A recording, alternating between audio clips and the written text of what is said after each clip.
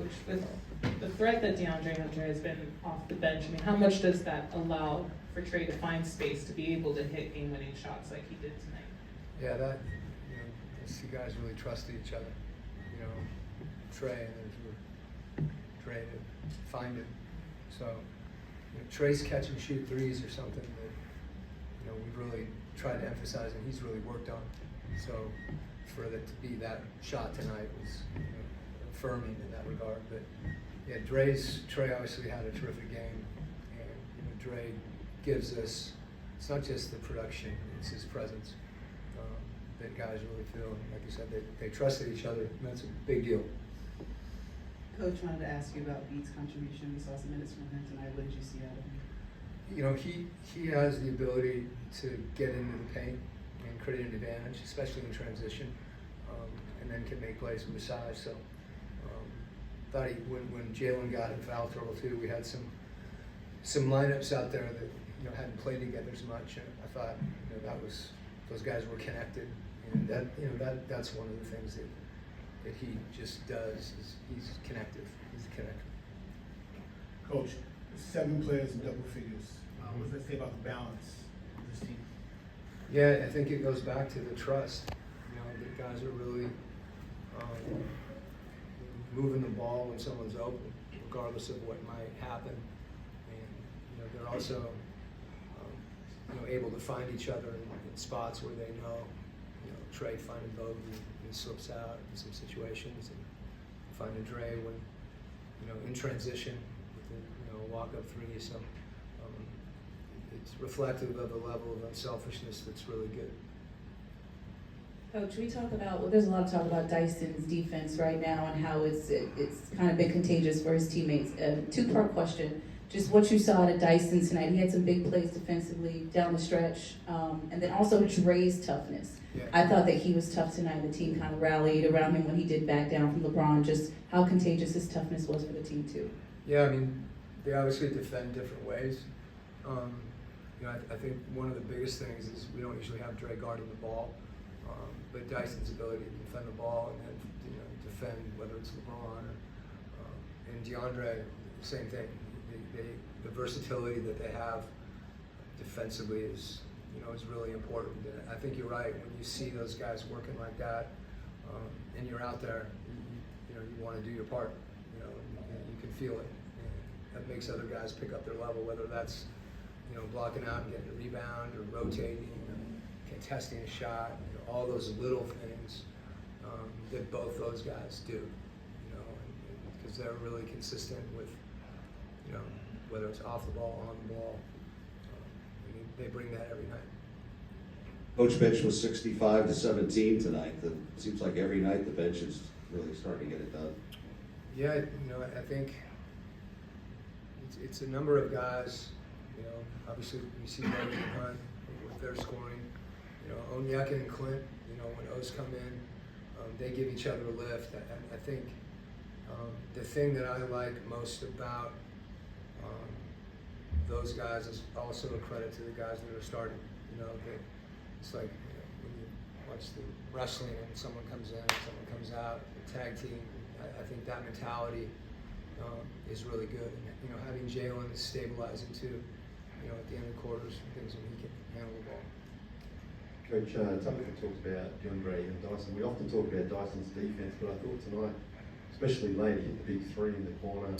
He got a floater. He got an offensive rebound that led to I think it was DeAndre three as well. How much is that help him grow on the offensive end? We know that he's still figuring that out if his teammates are trusting him and then he's making huge plays. Yeah, you mentioned he had it figured out tonight. There's particularly for our younger players, whether it's Dyson or Zach or JJ, it's hard to be consistent, and that's the key. And in Dyson's case, and Zach too, that consistency is not make or miss. That consistency is taking those shots, and everybody's got confidence in them. And then you're right, the play that Dyson made where he threw it back out to Hunt, that's again some of the trust I'm talking about. So it doesn't necessarily have to be your shot, but when the ball moves and it's your turn to shoot and you're open, shoot it with confidence regardless of what happened, the last time we shot it. Kind of following up on that a little bit, with Dyson guarding LeBron as much as he did in the second half, was that part of the plan, or was that kind of makeshift going along with Jalen getting foul trouble? That was our assistant coaches. Those guys do a heck of a job preparing us. And then, as you said, you can go into the game with a plan. But I listen to those guys. I probably should listen to them more. But making some of those adjustments and matchups. And again, as I said, we had bogey ran longer. There were some things that were a little different, and that changes some of the matchups. So you're not able to just chase matchups and keep somebody on a given player, whether it be LeBron or AD. So again, it goes back to some of the defensive versatility. And as I said, with those matchup changes, I have a lot of trust in the guys on the staff. In the back over here, 6 straight. Do you talk to your guys about keeping the win streak going, or maybe if you're superstitious, are you doing anything specific during this win streak? The one thing about the NBA is every game is different. The schedule is different. You're home, you're on the road, and the biggest thing that we want to talk about is understand if you're playing well, understand why you're playing well.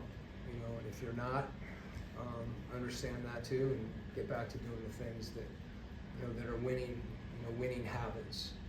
And that's the emphasis for me and for our group, as much as the result.